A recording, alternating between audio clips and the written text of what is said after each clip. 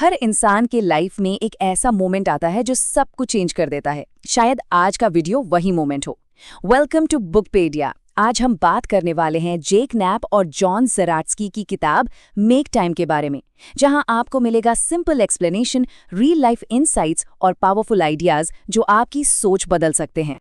कभी आपके साथ ऐसा हुआ है कि पूरा दिन निकला, बहुत बिजी थे, मीटिंग्स थी, ईमेल्स थे, नोटिफिकेशंस आते रहे और जब रात को सोने गए तो सोचा कि यार आज पूरा दिन गया कहाँ, मैंने किया क्या? अगर हाँ, तो आप अकेले नहीं हैं। ये हम सबकी कहानी है। तो चलिए आज समझते हैं कि आखिर हमारा वक्त, हमारी एनर्जी जा कहाँ रही है।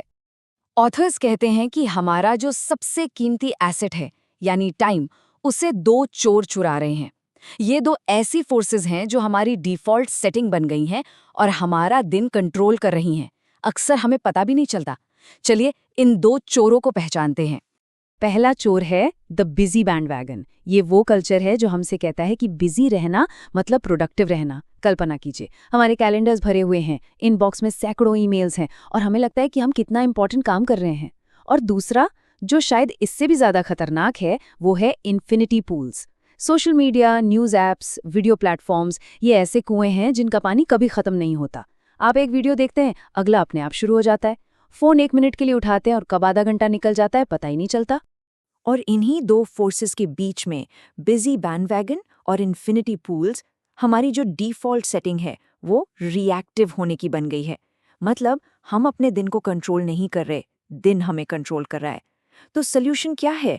और ज़्यादा to do lists, productivity hacks? Authors कहते हैं बिल्कुल नहीं। असली सोल्यूशन है अपने दिन के डिज़ाइन को ही बदल देना।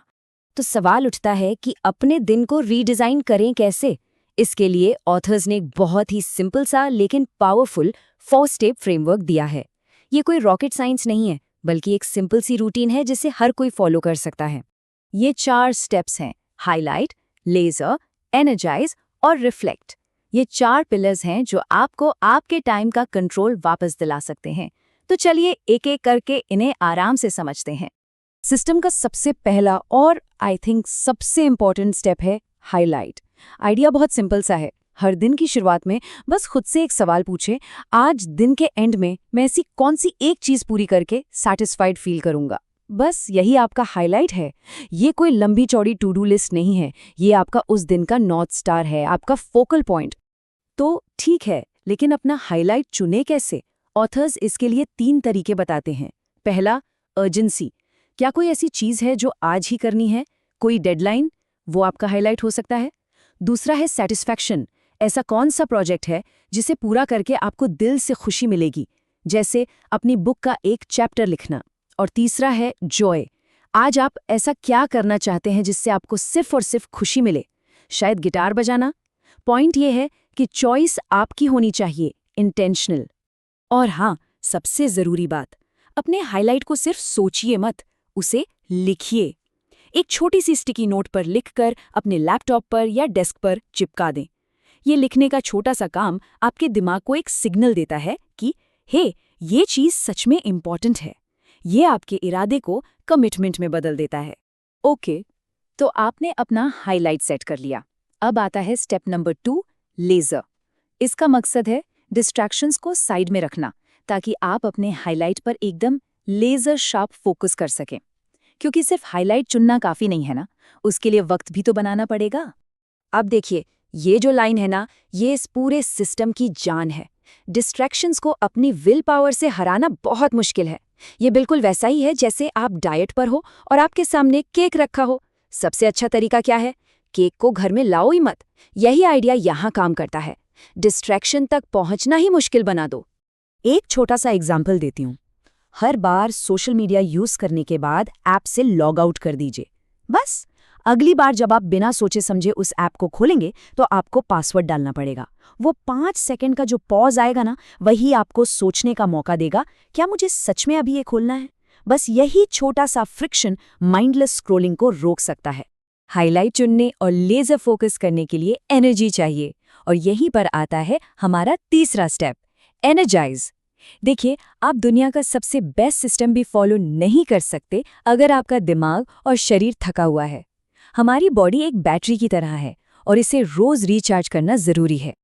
और एनर्जी चार्ज करने का मतलब ये नहीं है कि घंटों जिम में पसीना बहाना है। ऑथर्स कहते हैं कि सिर्फ 20 मिनट्स की डेली वॉक भी आपके ब्रेन में ऑक्सीजन पहुंचाती है और फोकस को बहुत इंप्रूव करती है। यहाँ पर कंसिस्टेंसी इंपॉर्टेंट है, इंटेंसिटी नहीं। और अब आते हैं आखिरी स्टेप पर, स्टेप नंबर 4, रिफ्लेक्ट। ये वो स्टेप है जो इस पूरे सिस्टम को पर्सनल बनाता है। यह सिस्टम परफेक्शन के बारे में नहीं, प्रोग्रेस के बारे में है। हर रात सोने से पहले बस 2 मिनट के लिए सोचिए, आज मेरा हाईलाइट क्या था, क्या मैं उस पर फोकस कर पाया, कौन सी चीजें थी जिन्होंने मुझे डिस्ट्रैक्ट किया, कल मैं क्या बेहतर कर सकता हूँ। तो इस पूरी एनालिसिस का, इस पूरी किताब का कोर आइडिया क्या है? मेक टाइम का मतलब ज़्यादा काम करना नहीं है। इसका मतलब है उन चीज़ों के लिए समय बनाना जो सच में आपके लिए मायने रखती हैं। अपने दिन को इंटेंशनली डिज़ाइन करना। तो आपका पहला कदम क्या होगा? सिंपल है। कल सुबह उठकर सिर्फ एक हाईलाइट चुनिए। अपना सबसे बड़ा डिस्ट्रैक्शन, शायद इंस्टाग्राम या यूट्यूब, उस तक पहुंचना थोड़ा सा मुश्किल बना दीजिए। 20 मिनट की वॉक पर जाइए और रात को रिफ्लेक्ट कीजिए। ये छोटे छोटे इंटेंशनल स्टेप्स ही हैं जो आपको आपके टाइम का कंट्रोल वापस दिला सकते हैं। जैसा कि इस कोट में कहा गया है, आप वक्त बर्बाद तब नहीं करते जब आप कुछ नहीं कर रहे होते। आप वक्त तब बर्बाद करते हैं जब आप जानते बूझते ये नहीं चुनते कि आप क्या कर रहे हैं। अगर आपको ये वीडियो वैल्यूएबल लगा हो तो लाइक ज़रूर करें और ऐसे ही पावरफुल आइडियाज़ के लिए चैनल को सब्सक्राइब करें। और अगर आप अपनी थिंकिंग को नेक्स्ट लेवल पे ले जाना चाहते हैं तो स्क्रीन पर जो नेक्स्ट वीडियो आ रहा है उसे ज़रूर देखें। वहीं से आपका रियल ट्रांसफॉर्मेशन स्टार्ट होगा। मिलते हैं नेक्स्ट वीडियो में बुकपीडिया के साथ।